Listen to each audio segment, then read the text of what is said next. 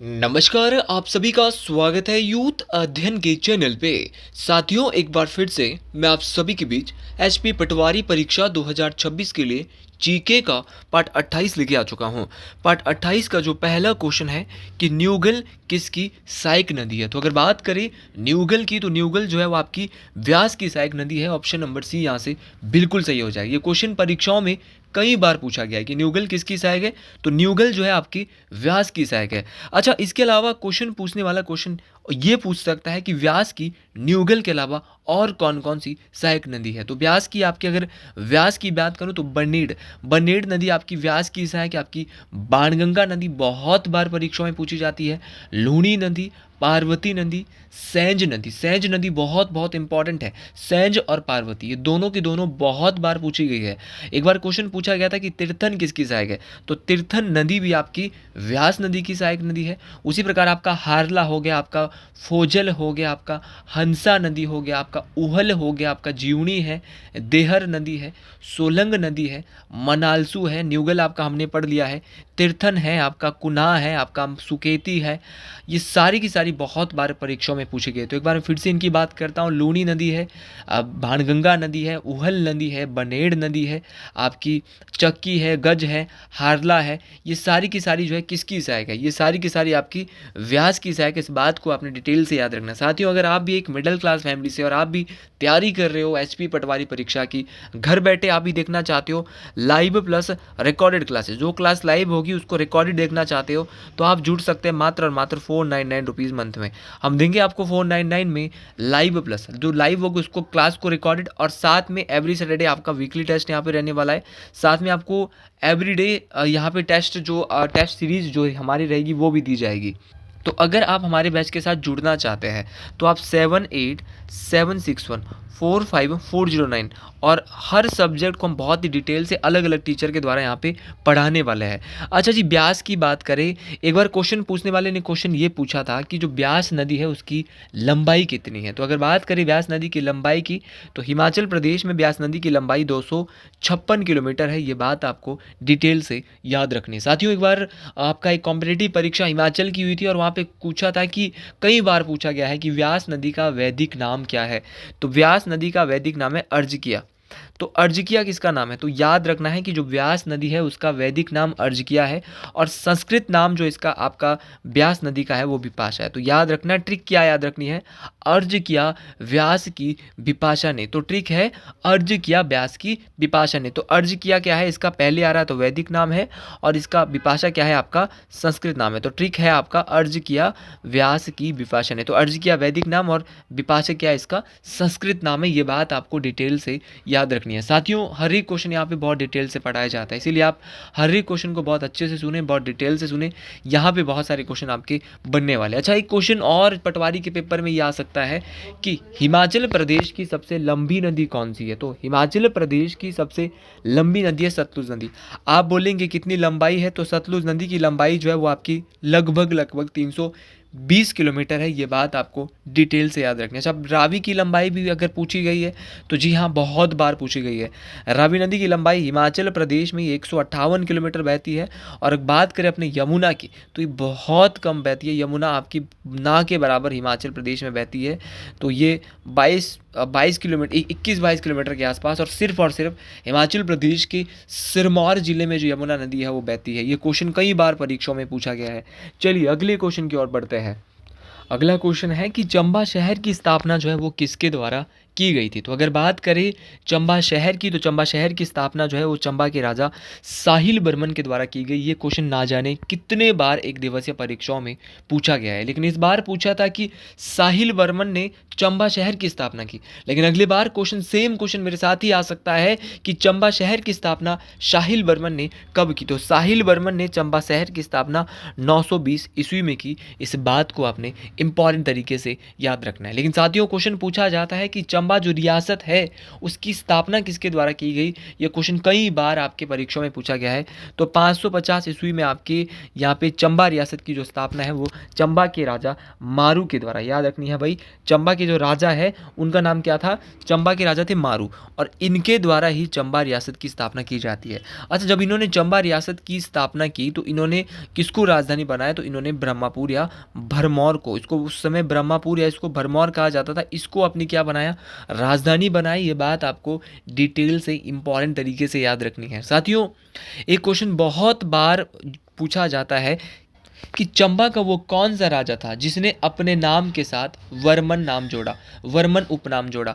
तो वो थे आपके आदित्य वर्मन। तो चंबा रियासत के ऐसे राजा जिन्होंने वर्मन की जो उपाधि है अपने नाम के पीछे लगाई, तो उनका नाम आदित्य वर्मन था। तो वो थे आपके आदित्य वर्मन जिन्होंने वर्मन नाम जो है अपने नाम के, वर्मन उपनाम अपने नाम के साथ जोड़ा।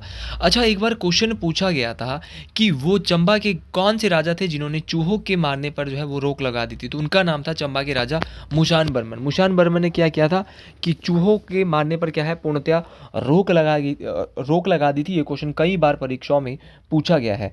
अच्छा, चंबा शहर का नाम जो चंबा है वो किसके नाम पर रखा गया था? तो चंबा शहर का नाम चंबा जो है वो साहिल बर्मन की बेटी, तो साहिल बर्मन की बेटी थी चंपावती, इनके नाम पर ही यहाँ पे चंबा का जो नाम है वो क्या है? चंपावती के नाम पर ही चंबा नाम रखा गया था।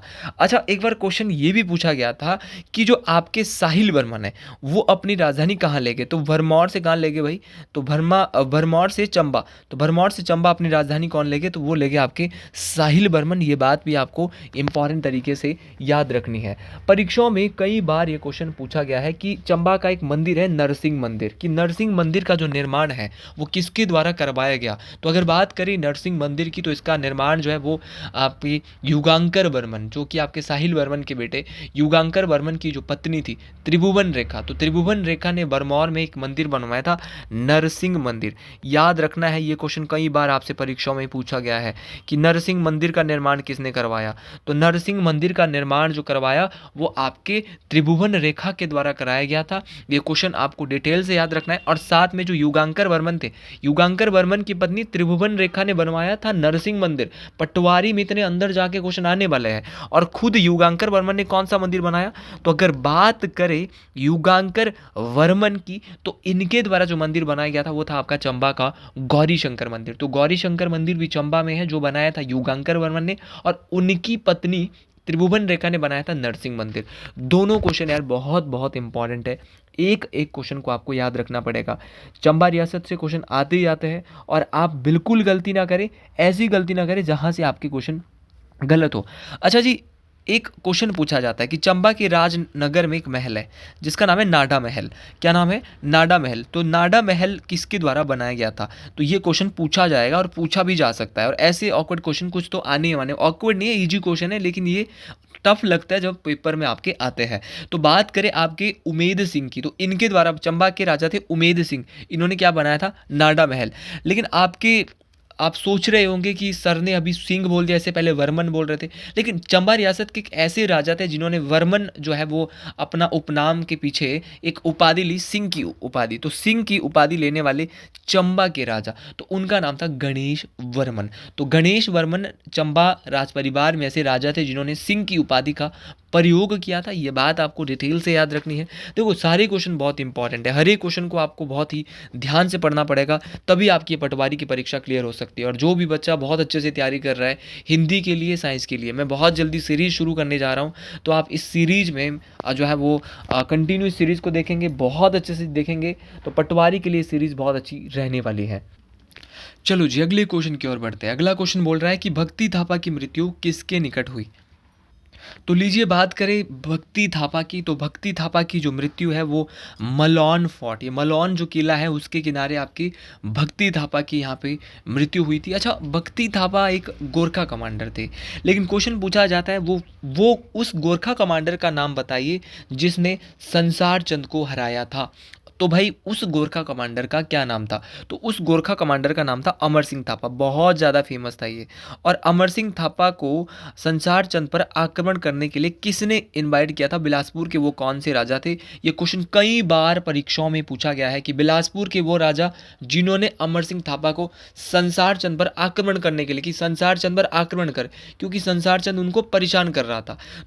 तो क्या हुआ? तो स्टूडेंट ये क्वेश्चन कई बार परीक्षा में पूछा जाता है। तो गोरखा कमांडर को बुलाया बिलासपुर के राजा महान चंद। तो बिलासपुर के जो राजा थे महान चंद, उनके द्वारा गोरखा कमांडर अमर सिंह थापा को बुलाया गया।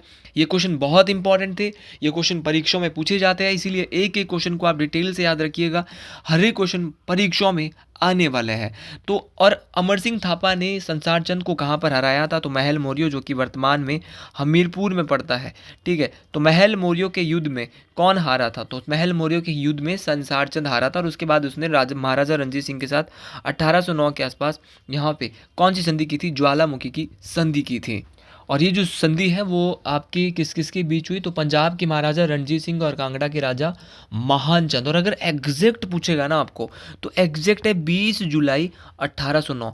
तो एक एक क्वेश्चन याद रखना है साथियों, एक एक क्वेश्चन आपसे परीक्षा में पूछा जाएगा, इसीलिए हर एक क्वेश्चन को डिटेल से याद रखिए, ताकि हर एक क्वेश्चन परीक्षा में काम आए, ताकि हर एक क्वेश्चन आपका सही हो सके। चलिए अगले क्वेश्चन की ओर बढ़ते हैं।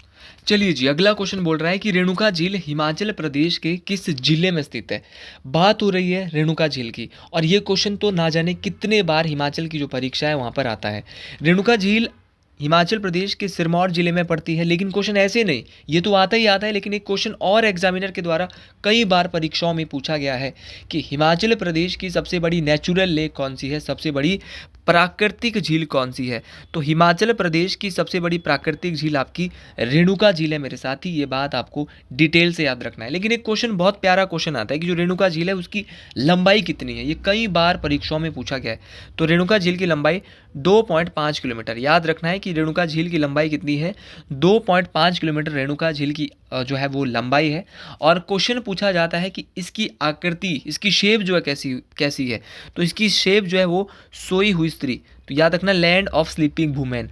तो सोई हुई स्त्री की तरह हिमाचल प्रदेश की कौन सी झील है? ये क्वेश्चन आपको आएगा, और ये क्वेश्चन आपको परीक्षाओं में परेशान करेगा कि हिमाचल की वो झील जिसकी शेप कैसी है? सोई हुई स्त्री की तरह। तो सोई हुई स्त्री की जैसी जो आपकी शेप है हिमाचल की किस झील की है? तो सोई हुई स्त्री की तरह आपकी जो झील है वो कौन सी? आपकी हिमाचल की रेणुका झील है। अच्छा, रेणुका झील जो है वो सबसे पहला क्वेश्चन एक और यहाँ पे आता है कि माता रेणुका जो है उनका संबंध भगवान परशुराम से क्या है? तो याद रखना, जो आपका रेणुका माता है वो क्या है? भगवान परशुराम की माता है, ये बात आपको याद रखना है। और विष्णु भगवान के छठे अवतार कौन माने जाते हैं? तो भगवान परशुराम को ही माना जाता है, ये बात आपको डिटेल से याद रखना है। अच्छा, अपनी ही माँ का वध किसने किया था? तो भगवान परशुराम ने किया था। अपने पिता, जो इनके पिता का नाम था ऋषि जाम्बलू देवता जमदग्नि। तो जमदग्नि कौन थे? तो पिता थे किसके? ऋषि जमदग्नि, जिनको जाम्बलू देवता के नाम से भी जाना जाता है। तो जमदग्नि कौन थे? तो ऋषि जमदग्नि जो है वो आपके कौन थे? ये जो है आपके पिता थे। किसके पिता थे? आपके भगवान परशुराम जी के। और जामलू देवता की पूजा की अगर मैं बात करूं तो इनकी पूजा मलाना में की जाती है। अच्छा, भारत की सबसे छोटी रामसर साइट कौन सी है? ये क्वेश्चन बहुत प्यारा क्वेश्चन है कि भारत की सबसे छोटी आर्द्रभूमि स्थल, आर्द्रभूमि साइट, रामसर साइट, तो वो है आपकी रेणुका, ठीक है। और एक क्वेश्चन और पूछा जाता है कि सुकेती झील कहाँ पर है? तो सुकेती झील भी अपने सिरमौर जिले में है, और ये किस नदी के कहाँ पर है? तो मारकंडा जो नदी है उसके बाएं किनारे है। ये वैसी नदी जो हिमाचल की एकमात्र नदी जो किस दिशा में बहती है? पश्चिम दिशा की ओर जा रही है। तो याद रखना है, सुकेती झील कहाँ पर है? सिरमौर जिले में। और मारकंडा नदी के किस दिशा में है? बाएं किनारे में है। पटवारी के लिए जीके बहुत अच्छे से पढ़ के जाना होगा, और जीके की बिटेज इस बार बहुत ज़्यादा रहने वाली है। हिमाचल की कम से कम 7 से 8 क्वेश्चन रहने वाले, इसलिए मैं हिमाचल को बहुत अच्छे से करवा रहा हूँ। हिमाचल भी आपका स्कोरिंग रहने वाला है। साथ में हिमाचल के अलावा अगर मैं बात करूँ आप अगर मेरी वीडियोज़ इसके लिए पटवारी के लिए देख रहे हैं तो हिमाचल का जीके सफिशिएंट है, इससे बाहर आने वाला नहीं है, मैं आपको पहले ही बता रहा हूँ, ठीक है। ठीक है, क्योंकि जब तक हम इस सीरीज़ को कंप्लीट करेंगे, पटवारी का पेपर आएगा, लगभग ये 100 वीडियो इस सीरीज़ की हो जाएगी। हिंदी की वीडियोज़, साइंस की वीडियोज़ मैं हर सुबह अब आपके बीच डालता रहूँगा। आप इस चैनल को, यूथ अध्ययन को फॉलो करिए, और अगर आपको मेरा चैनल अच्छा लगता है तो कमेंट बॉक्स में ना एक कमेंट जरूर आप भी लिख दीजिए, हर हर महादेव, क्योंकि कृपा और माध्यम उनका है सब कुछ। तो चलिए भाई, यहाँ पे अच्छा जी, सोलन में कोई फेमस झील नहीं है, मंडी में बहुत सारी झीलें हैं। मंडी की झीलें हम बार बार पढ़ते रहते हैं, लेकिन आज एक बार पुनः मैं आपके बीच इंट्रोड्यूस मंडी की झीलें करता हूँ। मंडी में आपकी कुमारवा झील है, मंडी में आपकी पराशर झील है। अब पराशर झील से क्या क्वेश्चन आता है, पुलिस के पेपर में क्वेश्चन आया था कि पराशर झील के पास जो पराशर मंदिर है वो किस शैली में बना है। पराशर झील के पास ऋषि पराशर का मंदिर है। चलो ये बात तो सिर्फ क्लियर होगी, लेकिन इस बार पूछ ले कि शैली क्या है वो। तो पराशर झील के पास जो पराशर मंदिर है वो है पैगोडा शैली का। किस शैली का है? पैगोडा शैली। तो आपको ये पैगोडा शैली मेरे साथ ही डिटेल से याद रखनी है। और जो पराशर मंदिर है, जो पराशर झील के पास पराशर मंदिर है, ये क्वेश्चन कई बार क्वेश्चन पूछा गया है कि जो पराशर मंदिर है वो किसने बनाया। तो पराशर मंदिर बनाया था बाणसेन ने। मंडी के राजा जो थे बाणसेन, उनके द्वारा ही क्या बनाया गया था, आपका मंडी का पराशर मंदिर बनाया गया था। और पराशर झील की अगर बात करूँ तो ये एक क्वेश्चन आया था कि हिमाचल की वो कौन सी झील है जहाँ पे चंद्राकार गोलाकार टापू तैरता हुआ दिखाई देता है। तो चंद्राकार गोलाकार टापू तैरता हुआ दिखाई देता है आपका पराशर झील में। ये क्वेश्चन आपको डिटेल से इंपॉर्टेंट तरीके से मेरे साथ ही याद रखना है। अच्छा, बात करें रिवाल्सर झील की। रिवाल्सर झील भी मंडी में है, जहाँ पर तीनों धर्मों के जो लोग हैं उनके तीर्थ स्थान है। कौन से तीन धर्म? हिंदू, सिख और बौद्ध। तो हिंदू धर्म, सिख धर्म और बौद्ध धर्म, तीनों धर्मों के बौद्ध स्थान हिमाचल के किस झील में है? तो रिवाल्सर झील में है, जहाँ पर भाई आपका छेछू मेला भी रखता है। ठीक है, सारे क्वेश्चन बहुत इंपॉर्टेंट है। मैं एक ही क्वेश्चन जो आपको बता रहा हूँ ना, हर एक क्वेश्चन पेपर में आने वाला है, और जो क्वेश्चन पेपर में आते हैं उन क्वेश्चन को बहुत डिटेल से पढ़ना पड़ता है। कामरू नाग झील मंडी में है। कामरू नाग झील के अलावा कुंतवियोग झील मंडी में है, जो कि जिस झील का संबंध जो है वो पांडवों की जो माता कुंती है उससे है। ये बात आपको याद रखना है।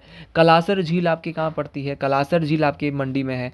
कलासर के अलावा आपका सुक्सर झील है, आपकी लीलासर है, आपकी खदलासर है। ये सारी झीलें आपको पढ़नी पड़ेगी, और एक एक चीज़ आपको बहुत अच्छे से क्लियरली पढ़नी पड़ेगी, तब जाके बात बनने वाली। क्योंकि अगर आप अच्छे से नहीं पढ़ेंगे तो कैसे बात बनेगी? अच्छे से आपको पढ़ना पड़ेगा, मेहनत आपको करनी पड़ेगी, क्योंकि बिना मेहनत के कुछ बनने वाला नहीं है।